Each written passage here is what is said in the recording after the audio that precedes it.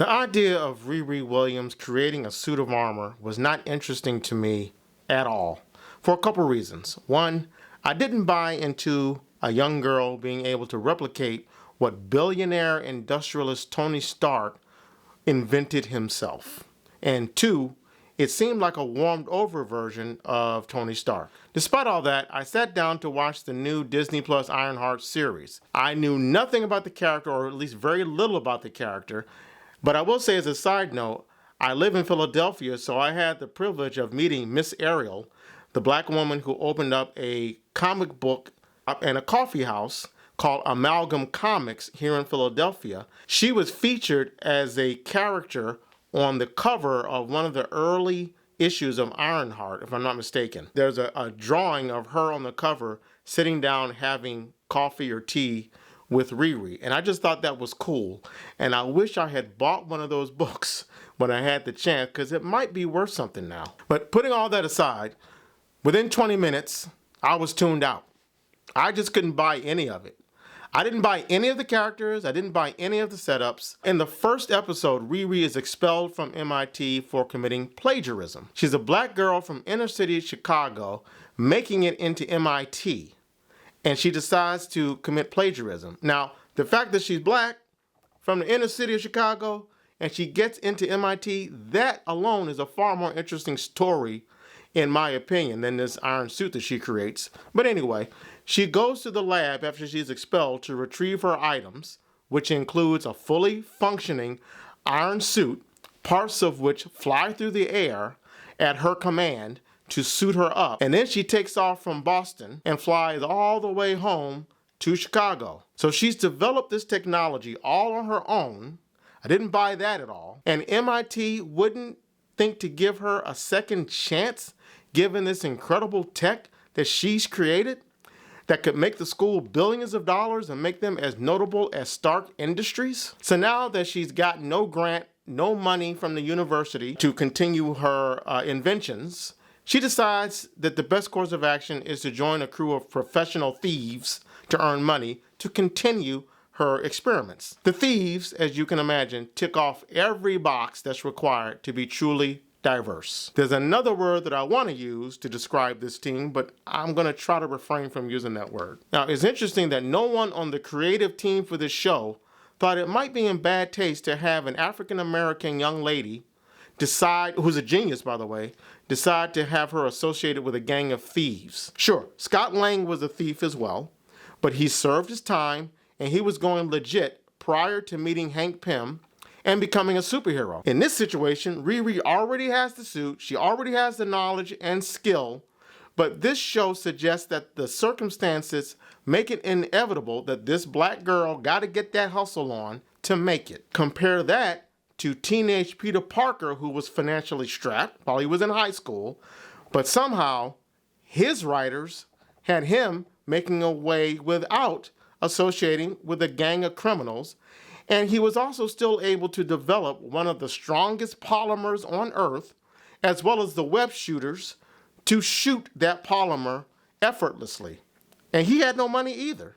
But he didn't join a gang. How about that? Then halfway into episode 2, she goes to Evanston, Illinois, to blackmail a guy into giving her equipment that she needs to complete her new suit. Now, I think this guy, looking at the trailers, he ends up being like a partner to her or something like that. Whatever. I still take issue with the fact that she joins a gang and she results to committing blackmail to get what she wants. But even before that, we meet her AI, which somehow her suit can project as a hologram of her dead best friend named Natalie. When Riri is confronted with this AI, the hologram, I guess, sees Riri's pain and the reliving the death of her friend. So the hologram suggests that, no, my name isn't Natalie. It's just an acronym that stands for Neural Autonomous Technical Assistant and Laboratory Intelligence Entity. I assume this is supposed to be Riri's version of Jarvis. And here's another problem. Natalie speaks like what I imagine white writers believe inner city teenagers sound like, even though she's an AI hologram. What are you? Your greatest creation yet. Who the hell else would it be, bitch? After that point, I was done.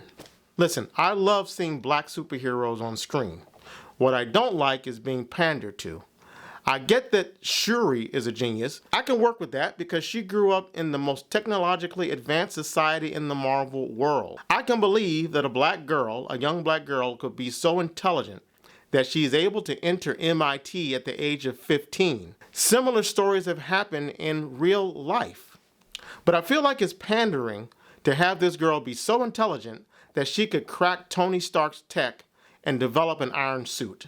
And more insulting, a black girl this smart gets involved with theft and blackmail. Plus, we've been there before. We've seen this, done it before. We've seen iron suits for a decade, since 2008, the original Iron Man film when that came out, thanks to that film and War Machine.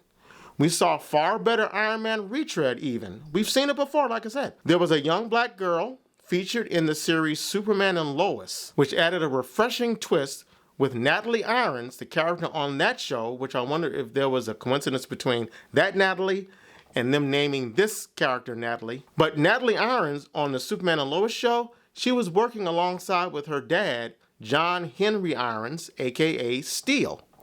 And the father-daughter dynamic between the two of them, that made it fresh and made it feel new, even though they were also in high-powered armor suits. But here, Riri just comes off like an unconvincing, pandering attempt to put a black female face on Iron Man. Bottom line, even if this is an Iron Man retread, even if it is pandering, even if it is, and I said I wasn't going to use this word, and I hate using the hijacked version of this word, even if it is incredibly woke, it could overcome all of that if it were good, and this ain't. Give me a sequel to the brilliant and clever See You Yesterday, which came out about 6-7 years ago. It was on Netflix.